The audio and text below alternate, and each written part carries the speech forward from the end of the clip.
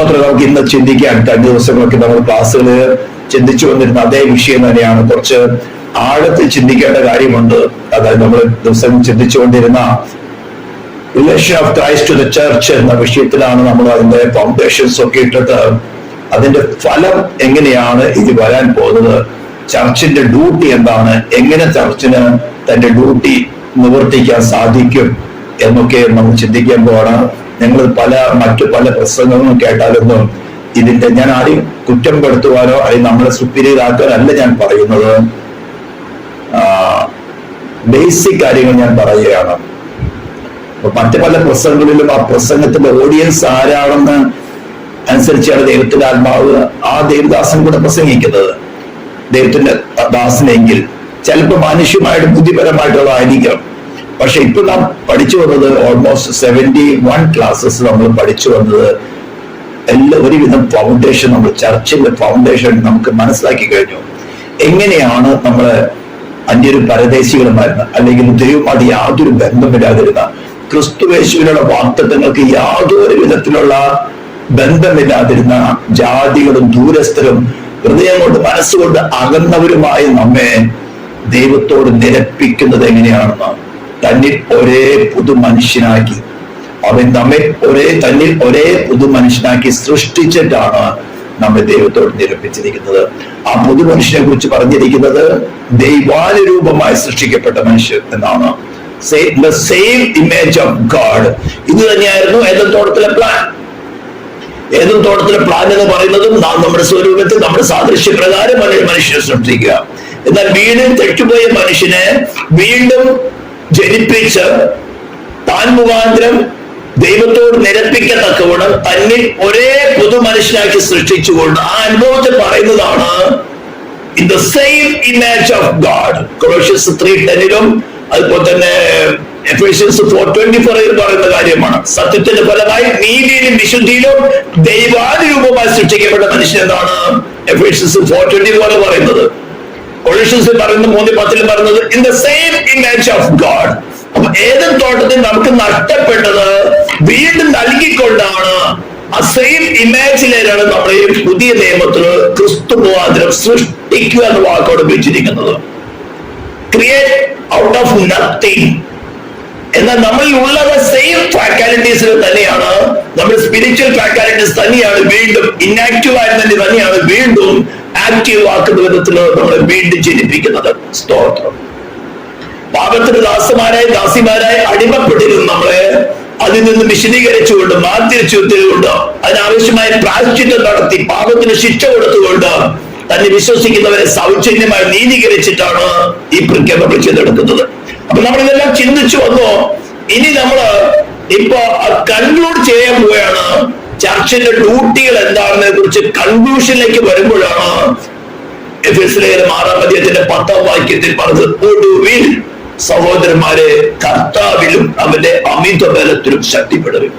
അപ്പൊ ഒടുവിൽ എന്ന വാക്കിന് എന്താണ് പോൾ ഉപയോഗിച്ചിരിക്കുന്ന വാക്ക്, അല്ലെങ്കിൽ എന്താണ് പോൾ അതുകൊണ്ട് ഉദ്ദേശിച്ചിരിക്കുന്നത് എന്നാണ് നമ്മൾ അല്പമായിട്ട് ഇപ്പൊ പറഞ്ഞു വന്നത്. നമ്മള് ക്രിസ്തുവുമായിട്ട് യാതൊരു ബന്ധമില്ലാത്തവരും ലോകത്ത് ദൈവമില്ലാതിരുന്ന അന്യരും പരദേശികളും ജാതികളായിരുന്നു നമ്മൾ, മനസ്സുകൊണ്ട് അകന്നുപോയിരുന്നവരായി നമ്മള് തന്നെ ഒരേ പുതു മനുഷ്യനായിട്ട് സൃഷ്ടിച്ചു. ദൈവാനുരൂപമായിട്ടുള്ള മനുഷ്യനായിട്ട് സൃഷ്ടിച്ചു. ദൈവ കുടുംബത്തെ ജനിപ്പിച്ചു. ക്രിസ്തുയേശുവിനോട് കൂടെ സ്വർഗ സിംഹാസനങ്ങൾ നമ്മളെ ആത്മീയമായിട്ട് ഇരുത്തിയിരിക്കുകയാണ്. എന്നിട്ടാണ് നമ്മളിലെ ഹ്യൂമൻ നേച്ചറിനെ മാറ്റിയെടുത്തുകൊണ്ട് നമ്മളില് ഒരു പുതിയ നേച്ചർ, ഡിവൈൻ നേച്ചർ കൊണ്ടുവരുന്നത്. അപ്പോൾ ആ ഒടുവിൽ എന്ന വാക്കിന് നമ്മൾ ശരിക്കും മനസ്സിലാക്കണമെങ്കിൽ എഫേഷ്യൻസ് ചാപ്റ്റർ 4 തുടങ്ങി ഈ 6th വേഴ്സ് 10 പറയുന്ന കാര്യങ്ങളാണ് കുറച്ചധികം ഉണ്ട്. അതൊക്കെ നമ്മൾ വായിച്ചു നോക്കണം. അതേപോലെ തന്നെ കൊളോഷ്യൻസ് ചാപ്റ്റർ 3 തുടങ്ങിയുള്ള വാക്യങ്ങൾ വായിക്കുമ്പോൾ നമ്മൾ അത് കഴിഞ്ഞ ചിന്തിച്ചത് നിങ്ങൾ ക്രിസ്തുയേശുവിന്റെ കൂടെ ഉയർത്തെഴുന്നേറ്റിരിക്കുന്നുവെങ്കിൽ ക്രിസ്തു ദൈവത്തിന്റെ വലതു ഭാഗത്തിരിക്കുന്ന ഇടമായ ഉയരത്തിലുള്ളത്. പിന്നെ നമ്മൾ ചിന്തിച്ചു നിങ്ങളുടെ ജീവനായി ക്രിസ്തു വെളിപ്പെടുമ്പോൾ നാം അവരോട് കൂടെ തേജസ്സിൽ വെളിപ്പെടും. അപ്പൊ ഇതെല്ലാം നമ്മളെ മനസ്സിലാക്കുന്നത് ഈ കാര്യങ്ങളെല്ലാം ഫിസിക്കലായിട്ട് വരാൻ പോകുന്നതാണ്. എന്നാൽ ഇപ്പോൾ ഇപ്പോൾ ഉയർത്തെഴുന്നേറ്റുള്ള ക്രിസ്തു നമ്മളിൽ വെളിപ്പെടുമ്പോഴാണ് നമുക്ക് കർത്താവിലും അവന്റെ അമിത ബലത്തിൽ ശക്തിപ്പെടാൻ പറ്റുന്നത്. ഇതിനാവശ്യമായിട്ട് എന്താ പറയുക? ചർച്ചകളെ കുറിച്ച് ഉത്തമഗീതം 4-ാം അധ്യായത്തിൽ പറഞ്ഞിരിക്കുന്ന ഒരു കാര്യമുണ്ട്. എന്റെ കാന്ത, ഞാൻ വായിക്കാൻ ഉത്തമഗീതങ്ങളിലെ ചാപ്റ്റർ 4 വേഴ്സ് 11 ആണെന്നാണ് എന്റെ ഓർമ്മ. ഒരു സെക്കൻഡ്.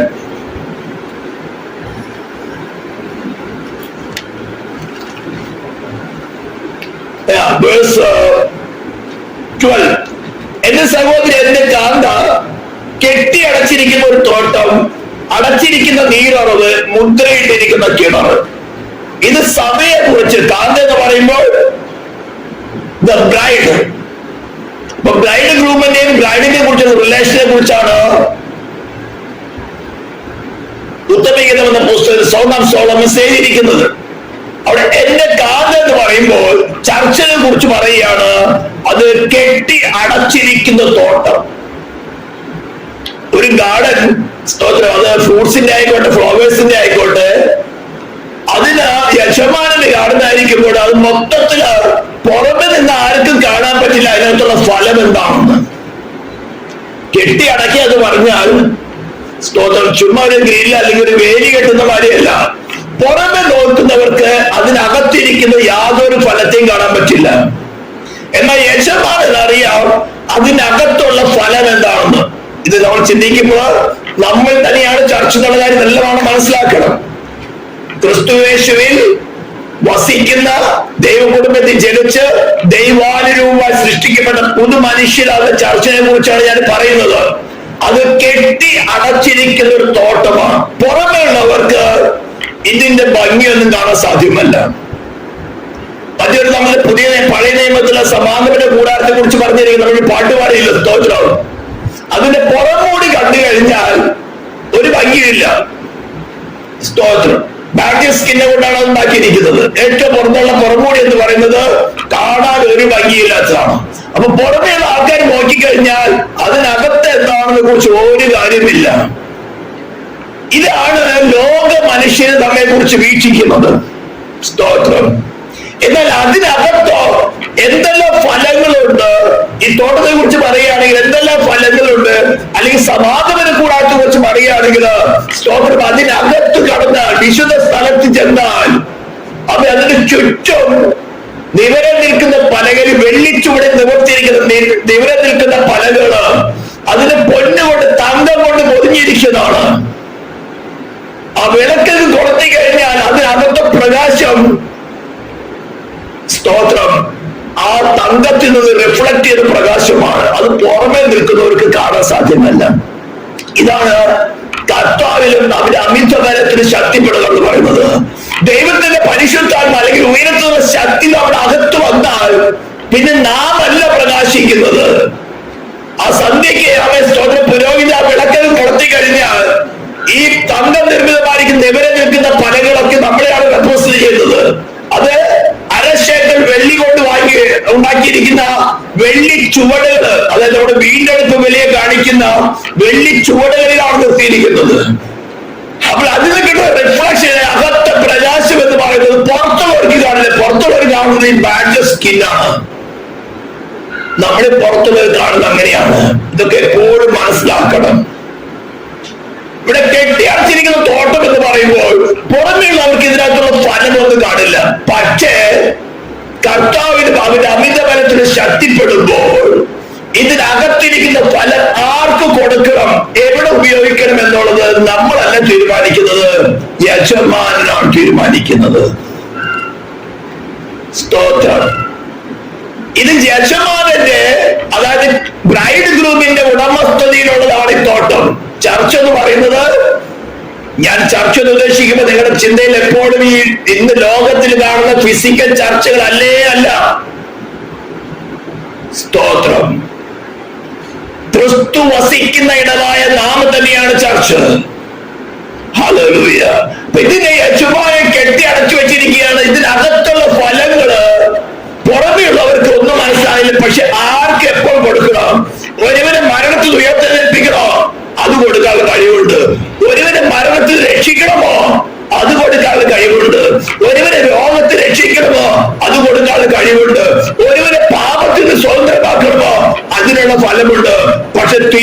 പരിപാലിക്കുന്നത് ഇതിന്റെ ഉടമസ്ഥനായ യജമാൻ അല്ലെങ്കിൽ ബ്രൈഡ് ഗ്രൂമാണ്. അത് ശരിക്കും മനസ്സിലാക്കണം നിങ്ങളൊക്കെ. നമ്മൾ ഈ എഫേസ് ലേഖനത്തിന്റെയും കൊളോസ്യ ലേഖനത്തിന്റെയും ബേസിസിൽ ചർച്ചും ക്രിസ്തുമായിട്ടുള്ള ബന്ധത്തിന്റെ കൺക്ലൂഷനിലേക്ക് വന്നുകൊണ്ടിരിക്കുകയാണ്. സ്തോത്രം. അപ്പോൾ അനേകമായി ഫലങ്ങളുള്ള ഒരു തോട്ടമാണ് ഈ ബ്രൈഡ് ഗ്രൂമിന്റെ തോട്ടം എന്ന് പറയുന്ന ഈ ബ്രൈഡ്. ഇതിനകത്ത് വിവിധമായ ഫലങ്ങളുണ്ട്. ആരെ എപ്പോൾ എങ്ങനെ ട്രീറ്റ് ചെയ്യണമെന്ന് യജമാനൻ നല്ലപോലെ അറിയാം. തളർന്നിരിക്കുന്നവരെ ഒരു വാക്കുകൊണ്ട് താങ്ങാനാണോ? യെസ് ഉണ്ട്. പൗലോസിനെ ഒരിക്കലും ഗലാത്യ സഭയില് മറ്റ് ജുഡൈസത്തിന്റെ ഉപദേശം കടന്നു വന്നപ്പോൾ അവിടെ ശാസ്ത്രീയുടെ കറക്ഷന്റെ ഷാർപ്പ് വേർഡ്സ് ആയിരുന്നു ഉപയോഗിച്ചത്. സെക്കൻഡ് കൊറിന്ത്യൻസില് വളരെ ഷാർപ്പായിരിക്കുന്ന വേർഡ്സ് ആണ് ഉപയോഗിച്ചിരിക്കുന്നത്. നിങ്ങളെ നിർമ്മല കന്യക ഏക പുരുഷനായ ക്രിസ്തുവിന് വേണ്ടി വിവാഹ നിശ്ചയം ചെയ്തിരിക്കെ വഞ്ചകനായ സാത്താൻ അവയെ വഞ്ചിച്ചതുപോലെ നിങ്ങൾ എങ്ങനെ ക്രിസ്തുവേശുവിന്റെ ഏകാഗ്രതയും നിർമ്മലതയും വഷളാക്കത്തക്കോണം കടന്നു വരുമെന്ന് നിങ്ങൾ അനുവദിച്ചു. ഗലാത്യ സഭയോട് പറയാൻ, നിങ്ങൾ ഒരിക്കൽ ജീവിച്ചവരായിരുന്നു, നിങ്ങളെ മരിച്ചവരെ വീണ്ടും നിങ്ങളെ ജീവിപ്പിക്കത്തക്കവണ്ണം പ്രസവ വേദന അനുഭവിക്കുകയാണ്. അവിടെ പറഞ്ഞിരിക്കുന്നത്, ബുദ്ധിയില്ലാത്ത ഗലാത്യരെ ക്രിസ്തുവേശുവിൻ നിങ്ങളുടെ മുമ്പിൽ വരച്ച് കാട്ടിയിരിക്കുക. 71 ക്ലാസ്സുകളിൽ കൂടെ ക്രിസ്തുമായിട്ടുള്ള ബന്ധം വരച്ച് കാട്ടിയിരിക്കുക. നിങ്ങൾക്ക് ക്രിസ്തു ആരാണ്, ക്രിസ്തുമായിട്ടുള്ള ബന്ധം എന്താണ്, ഇതൊക്കെ വരച്ച് കാട്ടിയിരിക്കുക. നിങ്ങൾ വീണ്ടും അടിമത്തത്തിലേക്ക് പോകുന്നത് എന്ത്? ഇതും ഒരു ഫലമാണ് അല്ലെ. ചില ഫലങ്ങൾക്ക് നല്ല സ്വീറ്റ് ആയിരിക്കുന്ന ഫലങ്ങളുണ്ട്, ചില നല്ല പുളിയുള്ള ഫലങ്ങളുണ്ട്, ചിലത് കയ്പുള്ള ഫലങ്ങളുണ്ട്, ചിലത് ചവർപ്പുള്ള ഫലങ്ങളുണ്ട്, സോറ. അപ്പോൾ എല്ലാ ഫലങ്ങൾക്കും മധുരം മാത്രമല്ല, ദൈവവചനത്തിന് യഥാർത്ഥത്തിൽ ശുശ്രൂഷിക്കുന്ന ദേവദാസന്മാർ കൂടെ എപ്പോഴും ബട്ടറും ജാമും മാത്രമല്ല വരാ. ഇതൊക്കെ വളരെ ശ്രദ്ധയോടെ കേട്ട് മനസ്സിലാക്കിയാൽ എന്റെ ഗുണത്തിനാണല്ലോ എന്റെ യജമാനൻ എന്നെ ശാസിക്കുന്നത് മനസ്സിലാക്കാൻ സാധിക്കും. അപ്പൊ ഒരു കാര്യം മനസ്സിലാക്കുക, ദൈവത്തിന്റെ തോട്ടം അല്ലെങ്കിൽ ചർച്ച എന്ന് പറയുന്നത് കെട്ടി അടച്ചിരിക്കുന്ന ഒരു തോട്ടമാണ്. സ്തോത്രം. അടുത്ത് പറഞ്ഞിരിക്കുന്നത് അടച്ചിരിക്കുന്ന നീരുറവ. സ്തോത്രം. സ്പ്രിംഗ് എന്ന് പറഞ്ഞിരിക്കുന്നത് അടച്ചിരിക്കുന്നതാണ്. ഇത് ഉയരത്തിൽ നിന്ന് വരുന്ന സ്പ്രിംഗ് ആണ്. നമ്മൾ സാധാരണ സ്പ്രിംഗ് അല്ലെങ്കിൽ ഉറവ് എന്ന് പറയുന്നത് അല്ലെ എല്ലാം ഉയരത്തിലുള്ള മലകളുടെ താഴെയോ അല്ലെങ്കിൽ നല്ല കുന്നുകളുടെ താഴെയായിരിക്കും നീരുറവ വരുന്നത്, മേളിലല്ല വരിക. ചില റെയർ കേസുകളിൽ മാത്രം ഹോട്ട് സ്ട്രീമോ അതുപോലെ തന്നെ കോൾഡ് സ്ട്രീമോ ഒക്കെ വളരെ റെയർ കേസുകളുണ്ട്. പക്ഷെ ബേസിക്കലി നീരുറവ എന്ന് പറഞ്ഞു കഴിഞ്ഞാൽ ഒരു ഉയർന്ന സ്ഥലത്തിന്റെ താഴെക്കെട്ടിലായിരിക്കും ഏറ്റവും നീരുറവ വരുന്നത്. അതായത് ഉയരത്തിൽ നിന്നുള്ള വെള്ളം സ്ലോലി വന്ന് താഴെ ഒരു നീരുറവയായിട്ട് വരും. അത് എപ്പോഴും നല്ല ശുദ്ധ ജലമായിരിക്കും. പറഞ്ഞിരിക്കുന്നത് അടച്ചിരിക്കുന്ന നീരുറവ. ഈ ചർച്ചിനകത്ത് ഈ ഉയരത്തുനിന്ന് വരുന്നതായ ശക്തി അല്ലെങ്കിൽ ഉയരത്തുനിന്ന് വരുന്നതായ ജ്ഞാനത്തിന്റെ ഇടയ്ക്ക് വേറെ ലോകത്തിൽ ഒരു ജ്ഞാനവും പ്രവേശിക്കുവാൻ പാടില്ല. യാക്കോബ് തന്റെ ലേഖനത്തിൽ വളരെ വ്യക്തമായിട്ട് പറഞ്ഞിരിക്കുന്നത് അത് ഉയരത്തിൽ തൊള്ളാത്ത ജ്ഞാനം ഒന്നും വേണ്ട. പോളും പറഞ്ഞിരിക്കുന്നത് ഞാൻ ജ്ഞാനത്തിന്റെ വശീകരണ വാക്കുകളല്ല ഉപയോഗിക്കുന്നത്. ആത്മാവിനാൽ ചർച്ചയെ യഥാസ്ഥാനപ്പെടുത്തി കാന്തനോട് ചേർത്ത് നിൽക്കാൻ ആവശ്യമായിരിക്കുന്ന വചനങ്ങളാണ് പറഞ്ഞത്, ജ്ഞാനത്തിന്റെ പ്രശസ്നങ്ങളല്ല. അപ്പൊ ഈ അടച്ചിരിക്കുന്ന നീരുറവയ്ക്ക് ഉയരത്തിൽ നിന്ന്, അതായത് ബ്രൈഡ് ഗ്രൂമിൽ നിന്ന്, കാന്തനിൽ നിന്നുള്ള നീരുറവ മാത്രം മതി. ഇതിനിടയ്ക്ക് ഒരു ലോകജ്ഞാനമോ സൈറ്റാനിക് കിങ്ഡത്തിൽ നിന്നുള്ള ജ്ഞാനമോ മാനുഷികമായ ഉപദേശങ്ങളോ ലോകപരമായ ഉപദേശങ്ങളോ മറ്റൊന്നിനും ഇടം കൊടുക്കാതെ ഓരോ അവയവങ്ങളും സൂക്ഷിക്കേണ്ട ആവശ്യകതയുണ്ട്. യജമാൻ അതിനാണ് ഈ വേർപാടുന്ന കാര്യം പ്രസംഗിക്കുന്നത്. നമുക്ക് എല്ലാവരുടെ തോളിൽ കൈയിടാൻ പറ്റില്ല. ഇത് പറയുമ്പോൾ പലർക്കും മുറിവുണ്ടാവും. ക്രിസ്തുവിൽ അല്ലാത്തവരുടെ മുമ്പിൽ നമുക്ക് തോളിൽ കൈയിടാൻ പറ്റില്ല. പറ്റിയാൽ അവരുടെ ലോകജ്ഞാനം അല്ലെങ്കിൽ അവരുപയോഗിക്കുന്ന വ്യാജ സ്പിരിറ്റുകള് അനേകരുണ്ട്. 90% കൂടുതൽ അതാണ് നടക്കുന്നത്. അവരിൽ നിന്നുള്ള ഇൻഫ്ലുവൻസ് നമ്മുടെ സോളിലേക്ക് പ്രവേശിക്കാൻ അനുവദിക്കാൻ പറ്റില്ല. അനുവദിച്ചാൽ നീ തന്നെ പോകും. നീ ആരോട് കൂടെ വസിക്കുന്നു, ആരോട് ഉപദേശിക്കുന്നു, അവരും കൂടെ വീട് പോകും. യജമാനൻ അതിന് സമ്മതിക്കില്ല. അടച്ചിരിക്കുന്ന വീടുറവ. ടോട്ടലി വെളിയിൽ നിന്നുള്ള ഒരു ജ്ഞാനമോ ദുഷ്ടാത്മാക്കളെ ശുശ്രൂഷിക്കുന്നതിനുള്ള ഒരു ജ്ഞാനമോ ഒന്നും തന്നെ അതിനകത്തേക്ക് വരുവാൻ പ്രവേശിക്കാൻ അനുവദിക്കില്ല. അത്തരം പ്രസംഗങ്ങൾക്ക് ആമേൻ പറഞ്ഞാൽ നിന്നിലും അതേ സ്പിരിറ്റ് ആയിരിക്കും പ്രവേശിക്കുന്നത്. പിന്നെ നീ അടച്ചിരിക്കുന്ന വീടുറവയല്ല. യജമാനൻ കുറച്ചു നാളും നോക്കും. തന്റെ ശരീരത്തെ ഡിഫൈൻ ആകുവാൻ അവൻ അനുവദിക്കില്ല. അവൻ അത് നീക്കിക്കളയും. Because he wanted to preserve his body. ക്ഷയം, മാലിന്യം, വാട്ടം, ചുളുക്കം ഒന്നുമില്ലാതെ തന്റെ കാന്തയെ നിർത്തുന്നവനാണ്. നമ്മൾ എഫേസ്യരുടെ 5-ാം അധ്യായത്തിൽ വായിക്കും. അത് ഞാൻ പറഞ്ഞ ഒടുവിൽ എന്ന വാക്കിന് ചില അർത്ഥമെടുത്ത് പറയാൻ കാരണം, അത് വിശദീകരിക്കണമെങ്കിൽ ഈ കാര്യം പറഞ്ഞാല് അത് വിശദീകരിക്കുമ്പോൾ നമുക്കൊക്കെ സ്വീകരിക്കാൻ പറ്റുള്ളൂ. 5-ാം അധ്യായം എഫേസ്യസ് 5:5 പറഞ്ഞിരിക്കുന്നതാണ്, സഭയെ കറ, മാലിന്യം, ചുളുക്കം, വാട്ടം ഒന്നുമില്ലാതെ പ്രസന്റ് ചെയ്യണം.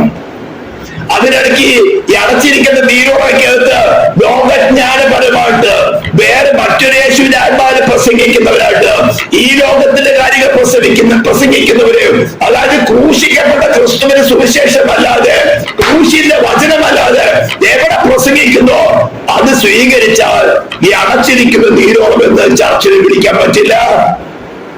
പരസംഗത്തിന് വിട്ടുകൊടുക്കുന്ന തുറന്ന് വേശി എന്ന് വിളിക്കേണ്ടി വരും. യജമാനൻ അത് സമ്മതിക്കുകയില്ല. അപ്പൊ എഫേസ്യസ് ചാപ്റ്റർ 5 നമ്മൾ വരും. എങ്ങനെയാണ് അവൻ തന്റെ ശരീരത്തെ കറ, മാലിന്യം, വാട്ടം, ചുളുക്കം ഇവ ഒന്നുമില്ലാതെ തന്നെത്താൻ തനിക്ക് തന്നെ വേർതിരിച്ചു നിർത്തുന്നതെന്ന് മനസ്സിലാക്കണമെങ്കിൽ ഇതൊക്കെ ശരിക്കും മനസ്സിലാക്കണം. എന്താ പറഞ്ഞിരിക്കുന്ന അടച്ചിരിക്കുന്ന തോട്ടം, സ്തോത്രം, കെട്ടി അടച്ചിരിക്കുന്ന തോട്ടം, അടച്ചിരിക്കുന്ന നീർവ, അടുത്ത് പറഞ്ഞിരിക്കുന്നത് മുദ്രയിട്ടിരിക്കുന്ന ഒരു കിണറ്. തോട്ടത്തിനകത്ത് ആ തോട്ടത്തിലുള്ള ഫലവൃക്ഷങ്ങളൊക്കെ നനയ്ക്കാൻ ആവശ്യമായിട്ടുള്ള കിണറുണ്ടായിരിക്കും. യജമാനാണ് അല്ലെ യജമാനന്റെ സർവൻസിനെ കൊണ്ട് ഈ തോട്ടത്തിലായിരിക്കുന്ന ഓരോ വൃക്ഷങ്ങൾക്കും വെള്ളം ഒഴിച്ചു കൊടുക്കുന്നത് കിണറ്റിൽ നിന്നാണ്, ജീവന്റെ നീരുറവയിൽ നിന്ന്. യജമാനന്റെ സെർവൻസ് ഉണ്ടായിരിക്കും. സെർവൻസ് ആയിരിക്കും നീരുറവയിൽ നിന്ന്, നീരുറവയിൽ നിന്ന് ഓരോരോ ഫലവൃക്ഷങ്ങൾക്കും അതിന് ഓറഞ്ച് ഉണ്ടാവാം, ആപ്പിൾ ഉണ്ടാകാം, മാതൃനാരങ്ങ, പലതുണ്ടായിരിക്കാം. അതിനാവശ്യമായിട്ടുള്ള വെള്ളം അതാത് സമയത്ത് കൊടുക്കുന്നത്. ഏതിന് എത്ര വെള്ളം വേണം? ചില വൃക്ഷങ്ങള് ചില ഫലവൃക്ഷങ്ങൾ അധികം വെള്ളമായി ചീഞ്ഞു പോകും. ചിലതിന് വളരെയധികം വെള്ളം വേണം, ചിലതിന് കുറച്ച് വെള്ളം മതി, ചിലതിന് എവരിഡേ വെള്ളം വേണ്ട, ചിലതിന് 2 ദിവസം 3 ദിവസം കൂടുമ്പോൾ വെള്ളം മതി. അപ്പൊ അതാതിന് ഏതിന് എത്ര തരത്തിൽ വെള്ളം വേണം, ഏത് വിധത്തിലാണ് അതിനെ ട്രീറ്റ് ചെയ്തത് ഒക്കെ തന്നെ നല്ലവണ്ണം അറിയുന്നവനാണ് യജമാനൻ, ബ്രൈഡ് ഗ്രൂം. അതിന് മുദ്രയിട്ടിരിക്കുന്ന കിണർ. വേറെ കിണറ്റിന്നുള്ള വെള്ളം അല്ല അവിടെ കിട്ടുന്നത്. കെട്ടി അടച്ചിരിക്കുന്ന തോട്ടത്തിന് അകത്തൊരു കിണറുണ്ട്. അതാണ് ജീവജലനദി എന്ന് പറയുന്ന ക്രിസ്തു. ഇതിൽ നിന്നുള്ളതേ കുടിക്കാൻ പറ്റുള്ളൂ. വേറെ വലതും കുടിച്ചാൽ ശത്രുവായി ചിലപ്പോൾ അതിനകത്ത് കളം കൊണ്ടിടും. ഇല്ലേ, നമ്മള് ചില കെമിക്കൽ വാർഫെയറുകളുണ്ട്. ഒരു ദേശത്തിന്റെ, ഒരു രാജ്യത്തിന്റെ തന്നെ സാമ്പത്തിക അവസ്ഥ കഷ്ടത്തിലാക്കി കളയുമ്പോ ചെറുതായിട്ടൊരു, ഒരു കാലത്ത് ഇവിടെ ആഫ്രിക്കൻ പാലൊന്നും ഉണ്ടായില്ല അല്ലെ, ഇപ്പൊ ആഫ്രിക്കൻ പാല് വന്ന് നിറഞ്ഞിരിക്കുക. ഇപ്പൊ കുറച്ച് സ്ഥലങ്ങൾ കാണുന്നില്ല.